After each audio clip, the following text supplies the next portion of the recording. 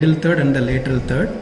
The classical description for the landmark guided subclavian vein puncture is we have to introduce the needle between the medial third and the middle third. So if you go according to the classical description, this will be my puncture mark, and then this is the clavicle. I wanted to go below the clavicle, and my needle is directed towards the ipsilateral sternoclavicular joint, so that my aim is to puncture the subclavian vein between the clavicle and the first rib before it enters into the thorax. So this is how the classical subclavian vein cannulation is being described. So now if I take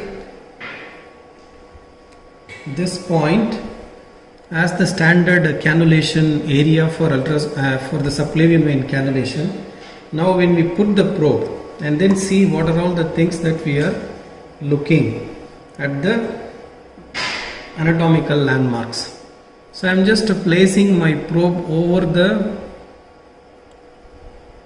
puncture point which I have marked for traditional landmark guided subclavian vein cannulation.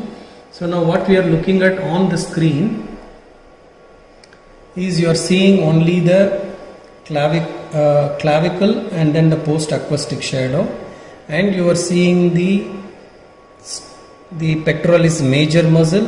You are not seeing anything down. This is the fat below the pectoralis major, and you are seeing the pleural surface.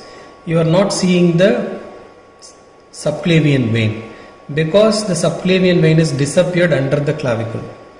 So now for ultrasound guided subclavian vein cannulation, you have to see the vein. So I am moving the probe little laterally to see where I can see the